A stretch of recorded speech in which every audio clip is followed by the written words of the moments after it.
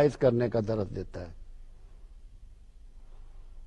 آپ کے پاس ایک روٹی ہے، آپ بھوکے ہیں، ایک بھوکا اور آ گیا، اگر آپ نے آدھی اس کو دے دی تو آپ نے احسان کیا، اگر پوری اپنے حصے کی اسے دے دی تو آپ صوفی ہو گئے، آپ نے ایثار کیا۔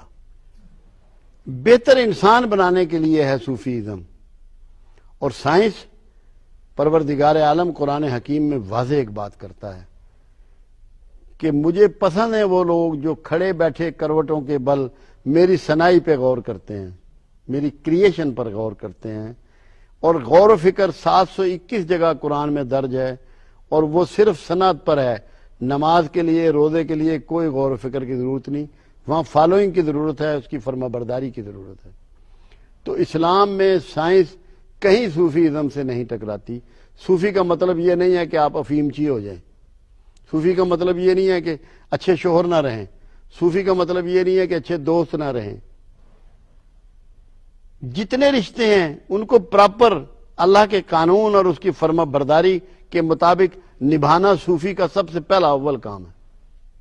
وہ آپ کو معاشرے کا ایک فعال شخص بناتا ہے صوفیزم، کہ آپ نے بہترین انسان بننا ہے، با اخلاق انسان بننا ہے۔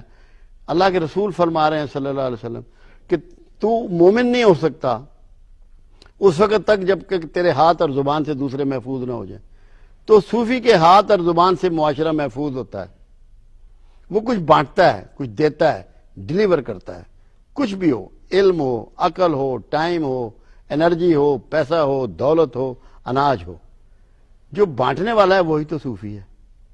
اور صوفیوں کی زندگی آپ اٹھا لیں، انہوں نے سب نے بانٹا ہے، جس کی مرضی زندگی اٹھا لیں، علم بھی بانٹا ہے، اخلاق بانٹا ہے، محبتیں بانٹی ہیں، اچھے سلوک بانٹے ہیں۔ آپ دیکھیں کس طرح تعلیم دیتے تھے یہ لوگ۔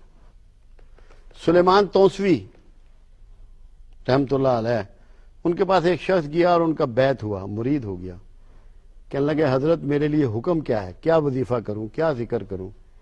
آپ نے فرمایا اب یہ ٹیچنگ کس طرح کرتے ہیں، یہ کام ہے صوفیوں،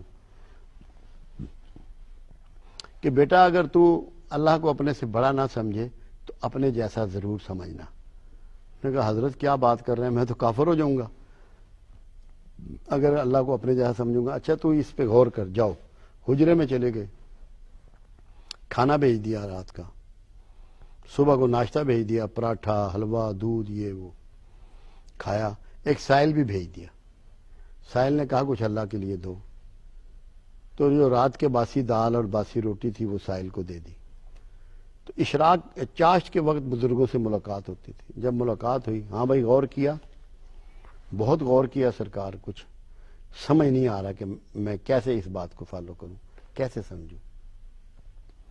کہ بھائی کو کھانا شانا انہوں نے ڈیرے والوں نے خدمت کی، انہوں نے کہا جی رات کو انہوں نے دال روٹی دی تھی، وہ صبح میں نے سائل کو دے دی، صبح انہوں نے پراٹھا حلوہ بھیجا تھا وہ میں نے کھا لیا۔ آپ نے فرمایا پھر تو نے اللہ کو اپنے جیسا سمجھا یا اپنے سے کمتر جانا؟ خود پراٹھا اور حلوہ کھایا اور جو اللہ کے لیے مانگنے آیا اسے تو نے باسی روٹی اور باسی دال دی، تو نے اللہ کو اپنے سے کمتر سمجھا۔ یہ ہے صوفی کی ٹیچنگ۔